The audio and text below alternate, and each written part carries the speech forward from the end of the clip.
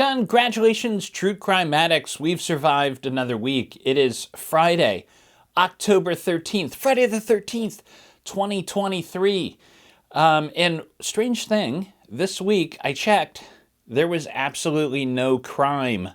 So instead, I'm going to bring you a sneak peek at the next episode of The Philosophy of Crime.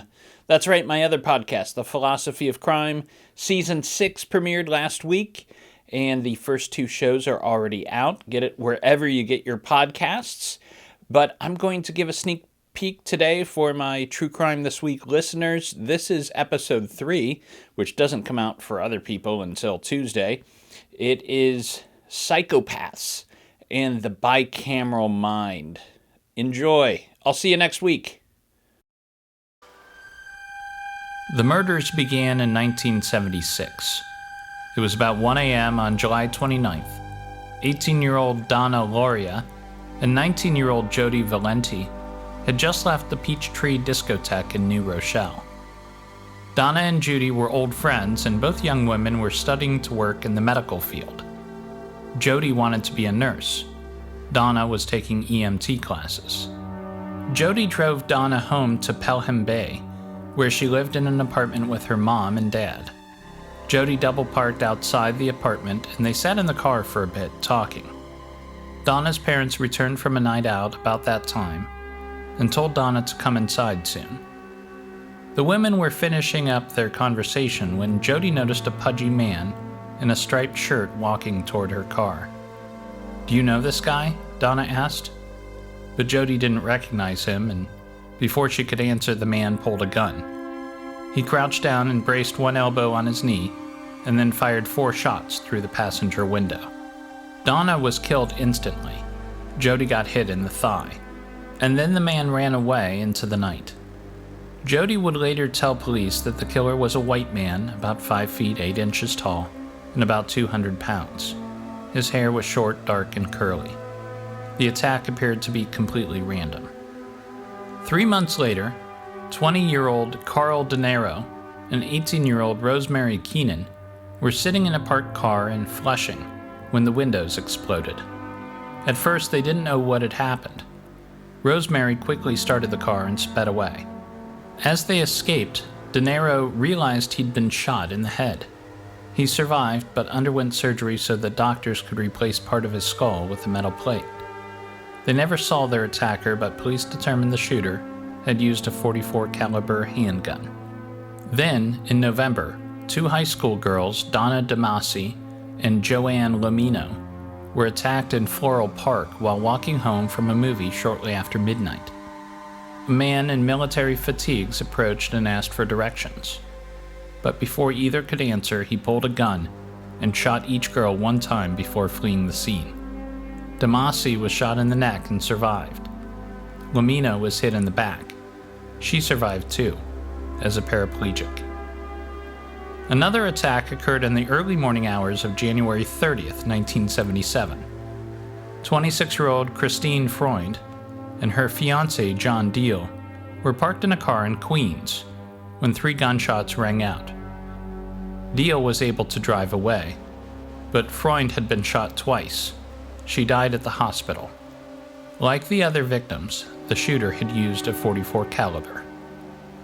More murders followed that March, sending New York City and the surrounding boroughs into a panic. A serial killer was on the loose, and he called himself Son of Sam. The killer left a handwritten letter at one of his crime scenes to taunt the police. "I am deeply hurt by your calling me a woman hater," he wrote. "I am not. But I am a monster. I am the son of Sam. When Father Sam gets drunk, he gets mean. He beats his family. Sometimes he ties me up to the back of the house. Go out and kill," commands Father Sam. "I am the monster Beelzebub, the chubby behemoth. I love to hunt, prowling the streets for fair game, tasty meat. The women of Queens are the prettiest of all. Yours in murder, Mr. Monster." It was a parking ticket and a series of fortuitous connections that finally caught Son of Sam. A woman named Cecilia Davis took her dog for a walk one evening in August that summer, passing the crime scene of one of the murders. She noticed Officer Michael Cataneo ticketing a car that was parked too close to a fire hydrant. Moments after the officer walked away, Davis spotted a young man standing nearby watching her. He had a dark object in his hand. It scared her so much she ran for her house. She heard gunshots behind her, but she was not hit. She contacted the police a few days later. They checked every ticket that was given that night and found one written to David Berkowitz. NYPD Detective James Justice called the Yonkers Police Department and asked them to bring Berkowitz in for an interview. The dispatcher who took that call actually knew Berkowitz from the neighborhood. "He lives right behind me," she told the detective. She told him that Berkowitz had shot and wounded their dog. Actually, it was her father's dog. Her father, Sam. The next day, police arrived outside Berkowitz's apartment where they found his car parked outside. There was a gun in the back seat. That gave them probable cause to search inside, where they found a duffel bag filled with ammunition and maps of the crime scenes, as well as a new letter addressed to the head of the Son of Sam task force. They waited until Berkowitz came outside. When he got into his car, Detective John Falatico walked over and pointed his gun at Berkowitz's head. "Well, you got me," said Berkowitz. "Now that I've got you, who have I got?" the detective asked. "You know." "No, I don't. You tell me." "I'm Sam," said Berkowitz. After his arrest, detectives searched Berkowitz's apartment. There they found satanic graffiti on the walls and a diary that described hundreds of arsons that he claimed to have set throughout New York City. Once in custody, Berkowitz confessed, but it was an odd confession. He claimed that his neighbor's dog had been instructing him to kill people. The dog's name was Harvey. Berkowitz believed that Harvey was possessed by an ancient demon that wanted the blood of pretty young girls. The court didn't buy it, and in 1978, Berkowitz was sentenced to 25 years to life for each murder, to be served consecutively. He remains in prison to this day. Every 2 years, a parole hearing is held, and every time Berkowitz refuses to ask for his release. Sometimes he doesn't even bother to show up. He believes he deserves to remain behind bars for the rest of his life. Berkowitz is not the only serial killer who claims to have taken instructions by a demonic or godlike voice. I think it's possible that these men really did hear a voice commanding them to kill, but not from any demon or god. I believe the voice was a part of themselves that they didn't recognize, a holdover from a not-so-distant past when humans were not yet fully conscious. Today, we explore the theory of the bicameral mind and how it might sometimes create serial killers like David Berkowitz. This is The Philosophy of Crime, and I'm your host, James Renner.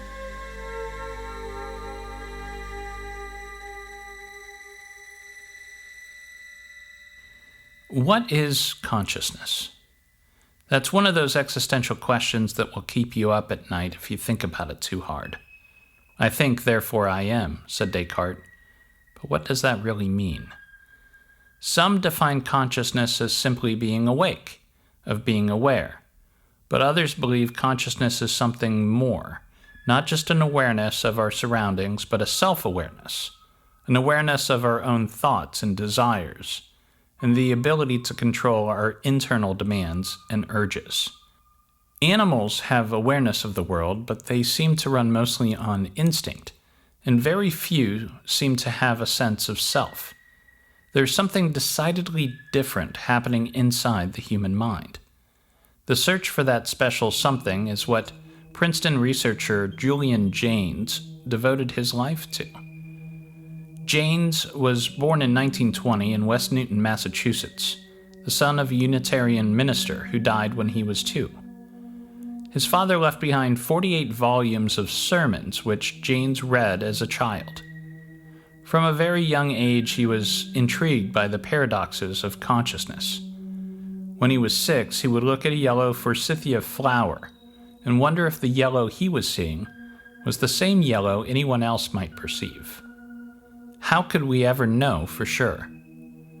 When World War II came along, Janes refused to fight. As a conscientious objector, he was sent to work at a camp to support the war effort from home, but he knew his work still contributed to a cause he detested. So he wrote a letter to the U.S. Attorney General stating that he was leaving the camp. Can we work within the logic of an evil system for its destruction? He wrote, Jesus did not think so, nor do I. For his act of rebellion, Janes was sent to prison for 3 years where he found work at the prison hospital. While walking the yard, he would spy a little worm in the earth and wonder what separated it from the dirt and what separated the worm from himself. After the war, Janes was freed. He enrolled as a student at Yale University, studying the differences between animal consciousness and human consciousness, a subject known as comparative psychology. He got his master's in 1948 and then his doctorate, but refused the degree because he didn't believe in academic credentials. What a baller, right? In 1964, Janes became a research associate at Princeton University, where he remained for the rest of his life. It was there that he had his breakthrough. In 1969, Janes began to give lectures on a new theory of consciousness, which he later put down in his only book, The Origin of Consciousness and the Breakdown of the Bicameral Mind. Janes believed that consciousness arose alongside the invention of language, that true consciousness could not exist without language. He wrote, "If consciousness is based on language, then it follows that only humans are conscious, and that we became so at some historical epoch after language was evolved." To prove his theory, he looked to early stories to search for how and when true consciousness evolved in the human mind. He found what he was looking for in one of the oldest surviving stories, the Iliad, a poem about the Trojan War, which is believed to have been written in the 8th century BC. The characters in the Iliad show no self-reflection, as in later works of literature. There is no internal monologue. Instead, the characters in the Iliad take orders from various gods. They are told what to do and how to act by external voices, or voices they believe are external. Janes went so far as to declare that there is no consciousness in the Iliad at all. In fact, introspection doesn't really show up in literature until around the 2nd century BC, only about 4,000 years ago. So what's going on?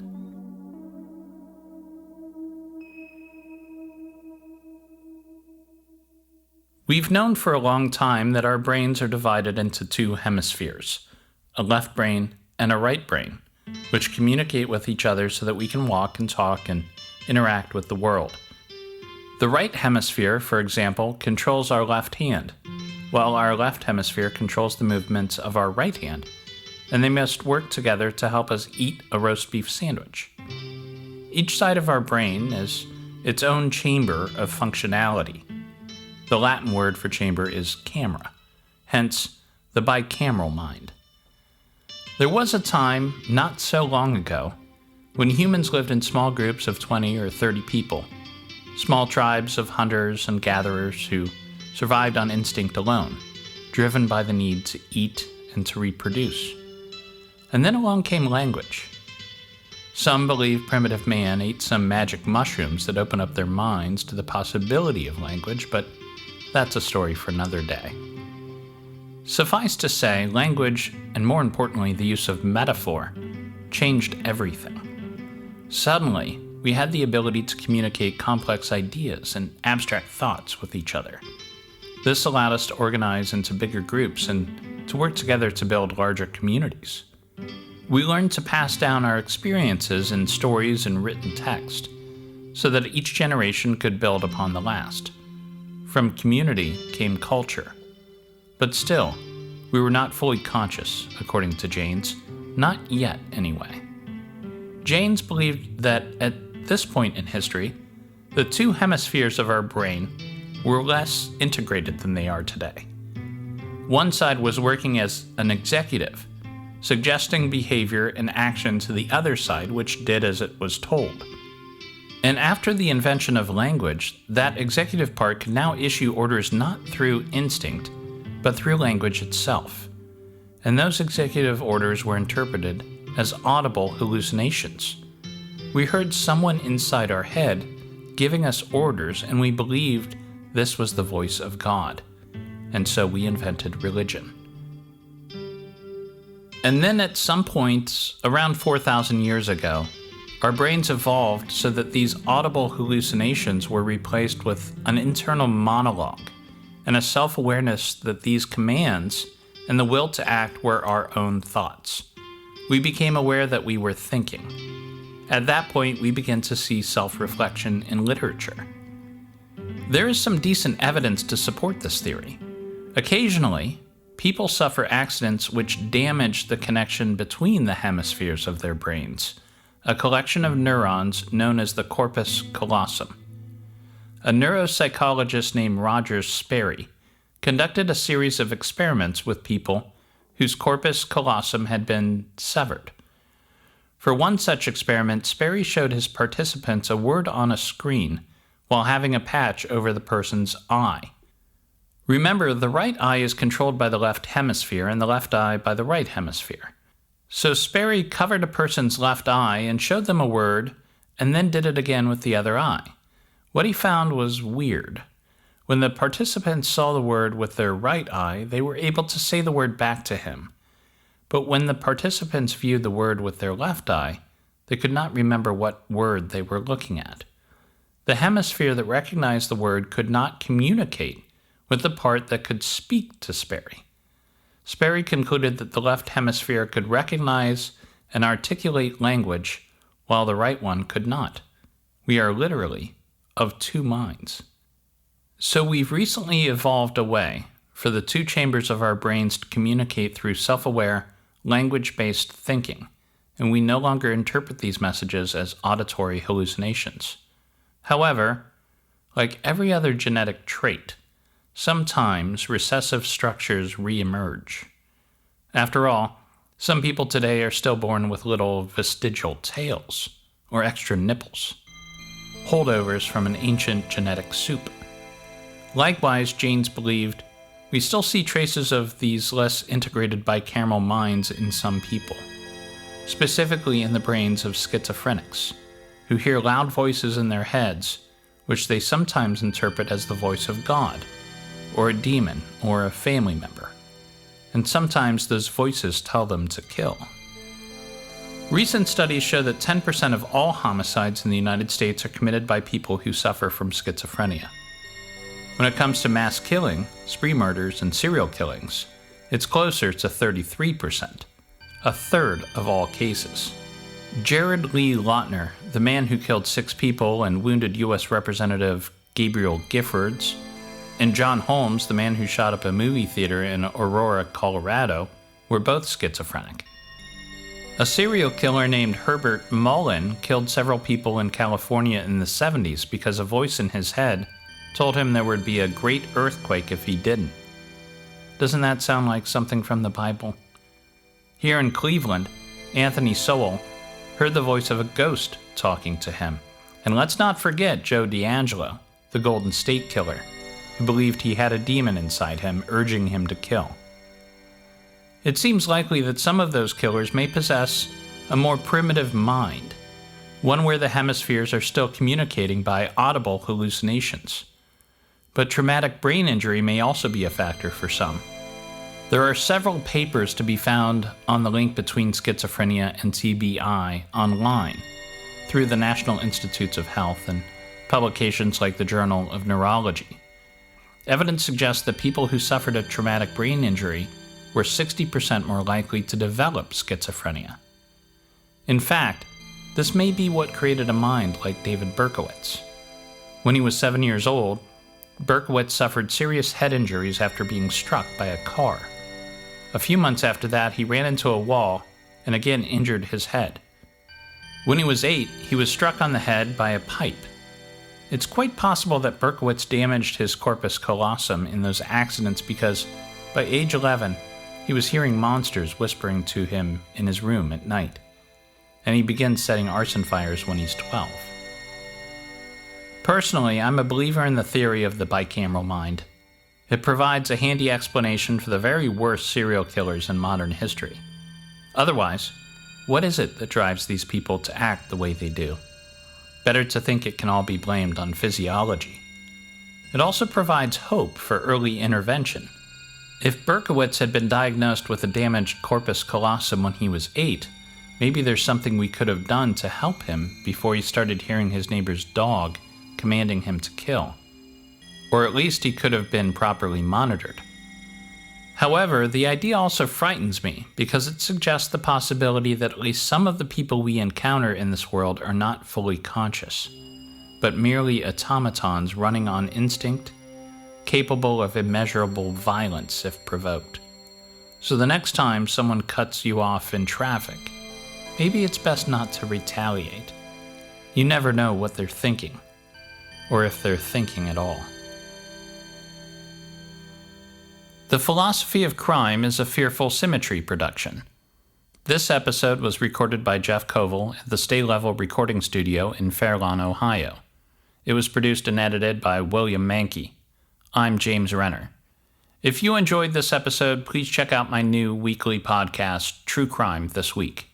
William Mankey also writes the music for this podcast. Look for his other creations at wouldif.com. Until next time, remember that there's a simple but challenging solution to the epidemic of crime. If everybody took the time to make good friends with their neighbors, we would know when somebody needs our help before they become a statistic. Don't be fearful of the world. Make friends and make it better.